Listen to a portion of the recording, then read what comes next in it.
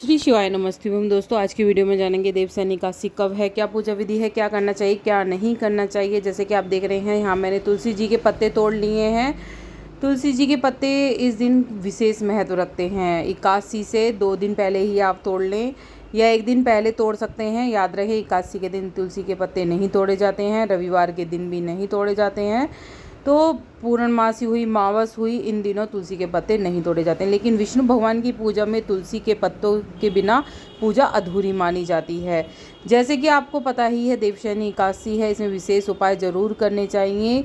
देव सोने जा रहे हैं या जैसे कि कोई मेहमान आता है आपके घर में, उनका आदर सत्कार करते हैं, ऐसे ही देव हमारे सोने के लिए जा रहे हैं तो विशेष पूजा हमारे लिए बहुत मायने रखती है।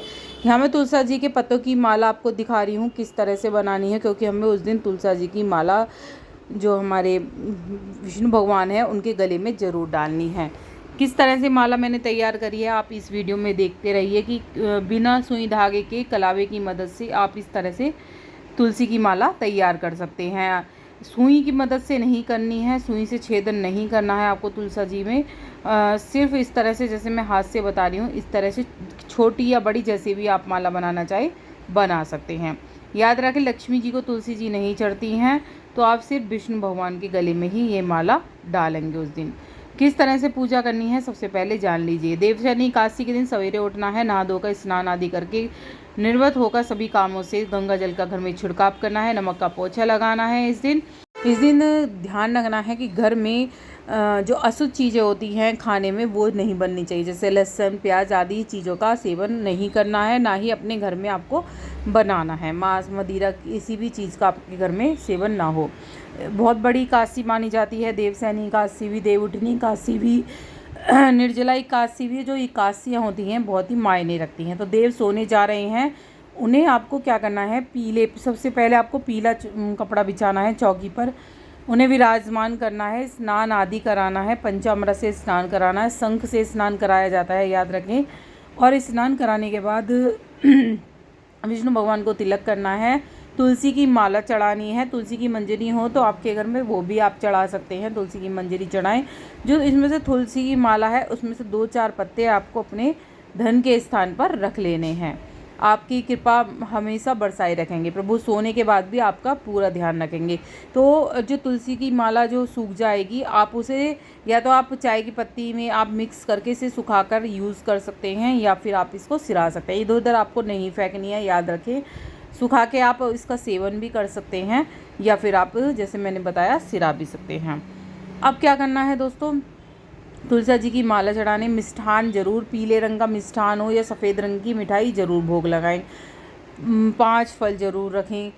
अच्छी तरह से आपको पूजा करनी है, दिया बाती करें। ओम नमो भगवते वासुदेवाय का पूरे दिन आपको ये जाप करना है। द्राद्र अक्षर माना गया है, इसका जाप करने से सभी जो पाप होते हैं वो हमारे कट जाते हैं। देखो बहुत अच्छी माला बनकर तैयार हुई है।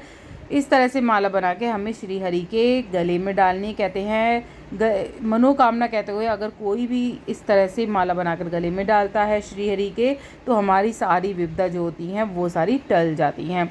बस इस तरह से ही आपको पूजा पाठ करनी है। खाने पीने का आपको ध्यान रखना है, क्या खाना है क्या नहीं खाना है, उसकी मैंने अलग से वीडियो बनाई है, उसे ज़रूर देखिएगा। हर चीज़ मैंने बताई है कि एकादशी के व्रत में क्या सेवन नहीं करना चाहिए। अब एकादशी का व्रत हमारा पूरा संपन्न हो गया, उसका पारण जरूर करें। अगले दिन पारण में आप जो चावल होते हैं, द्वादशी पर चावल का विशेष महत्व होता है, चावल दान करें।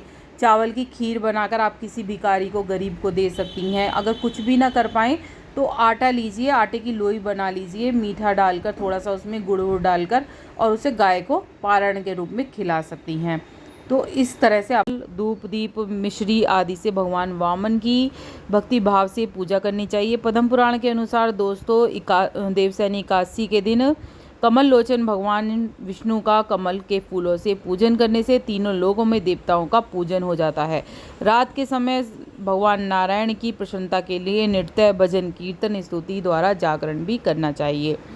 ठीक है, जान लेते हैं देव क्यों सो जाते हैं हमारे 4 महीने के लिए। क्या हुआ था, राजा बलि ने तीनों लोगों पर अधिकार कर लिया था। तो घबराए हुए इंद्र ने जब भगवान विष्णु से सहायता मांगी थी, तो विष्णु ने वामन अवतार लिया था और राजा बलि से दान मांगने पहुंच गए थे। वामन भगवान ने दान में 3 पग भूमि मांगी थी, तो 2 पग में भगवान ने धरती और आकाश नाप लिया था और तीसरे पग कहाँ रखें तब यह पूछा था, तो बलि ने कहा था उनके सिर पर रख दो। इस पर बलि ने तीनों लोगों को मुक्त करके भगवान विष्णु ने देवराज इंद्र का भय दूर किया। लेकिन राजा बलि की दानशीलता और भक्ति भाव से प्रसन्न होकर विष्णु भगवान ने बलि से वर मांगने के लिए कहा। तो उसने कहा कि आप मेरे साथ यानी कि पताल चलें और हमेशा वहीं निवास करें। भगवान विष्णु ने अपने भक्ति बलि की इच्छा पूरी की और पताल चले गए। इससे सभी देवी देवता और देवी लक्ष्मी चिंतित हो गईं। देवी लक्ष्मी ने भगवान विष्णु को पताल लोक में मुक्त कराने के लिए एक चाल चली और पहुंच गई एक गरीब स्त्री बनकर राजा बलि के पास, और उन्होंने राजा बलि को राखी बांधी। बदले में भगवान विष्णु को पताल से मुक्त करने का वचन मांग लिया। इसलिए 4 महीने के लिए कि मेरा वचन पूरा पक्का रहेगा, तो उसको आशीर्वाद भी भगवान विष्णु ने ये कहा कि 4 महीने के लिए मैं तुम्हारे ही पताल लोक में निवास करूंगा। तब से ही ये परंपरा चली आ रही है दोस्तों। अब क्या करना है दोस्तों, अब जान लेते हैं एकादशी कब है। देवसैनी एकादशी 2024 और 25 दोनों की ही यहाँ मैं बता रही हूँ। सबसे पहले जान लेते हैं 2024 की। आषाढ़ शुक्ल एकादशी जो है 16 जुलाई रात 8:33 पर शुरू होगी, जो 17 जुलाई रात 9:02 पर समाप्त होगी। उदय तिथि के अनुसार दोस्तों 17 जुलाई को देवसैनी एकादशी मनाई जाएगी। अब जान लेते हैं 2025 में देवसैनी एकादशी कब पड़ेगी। 2025 में 6 जुलाई को इतवार के दिन पड़ेगी। वहीं जो देव उठेंगे हमारे वो उठेंगे 2024 में 12 नवंबर को, और 2025 में हमारे 1 नवंबर शनिवार के दिन देव उठेंगे। बस इतना ही। वीडियो पे लगे तो लाइक